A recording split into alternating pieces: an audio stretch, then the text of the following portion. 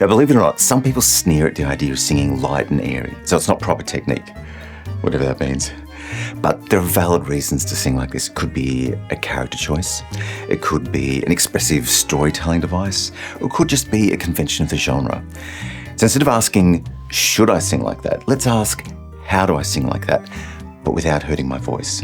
Because if your first thought is just to sing on a whisper, you might want to think again, because there's a better way to do it.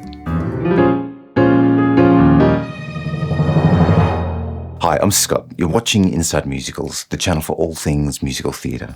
Now, a light, airy tone is typically a microphone technique, because acoustically it doesn't carry very far. But that intimacy is part of its charm. And once you've mastered this technique, this quick tip, you realise you can actually transfer some of this sound even into full voice, if you like that sound. But let's not get ahead of ourselves. Let's break it down first. Let's ask, what is a whisper and why is it less than ideal? So let's define two types of whisper. There's a voiceless whisper in the back of the throat where the vocal folds don't touch at all, but the mechanism closes just enough to create a friction sound. So think of a sustained H as in hello. And it can be as relaxed as an easy breath out. I will come back to that. Then there's a semi-voiced version where the vocal folds do meet, but not quite enough to vibrate freely. It makes more of a rasping sound. Think of a stage whisper. Stage whisper. Now, we can call it devoicing or half voice, but you can hear the effort and strain. It's like the brakes and the accelerator on at the same time. That's not something we need. I mean, first, there's risk of permanent damage. Now, the vocal folds are actually pretty resilient to most singing when they vibrate in a coordinated way. But in a stage whisper, it's more akin to, I don't know, like random chafing, and that's where the wear and tear comes in. Now, in the short term, it might only be soreness or strain or maybe catching in the throat, but in the longer term, it can lead to scarring, nodules.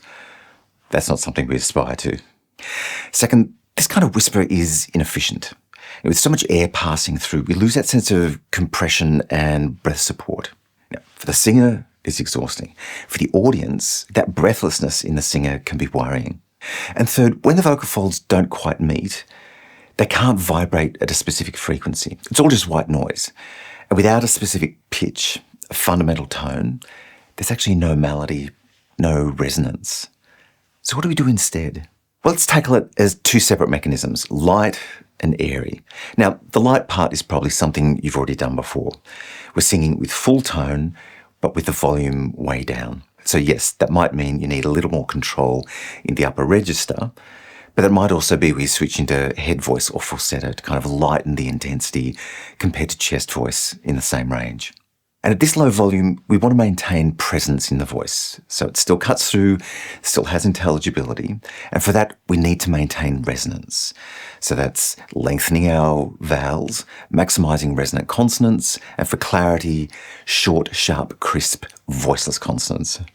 Now, if none of that means anything to you, I'll link my videos on resonance and diction in the description.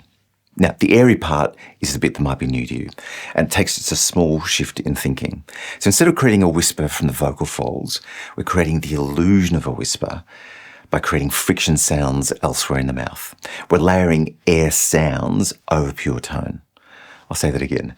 We're layering air sounds over pure tone. What do I mean by that? I'm glad you asked. So let's start with an open ooh sound at a low volume. Ooh. Now let's contrast that with a voiceless WH sound, as in whence, at the front of the mouth. So we're moving towards a whistling sound, but it should be more white noise than any specific frequency. Now let's put them together.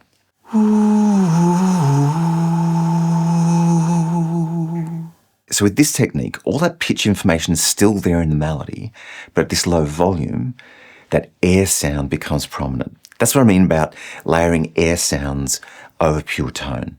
Now, it's not quite the same as a whisper, but nor is there any strain.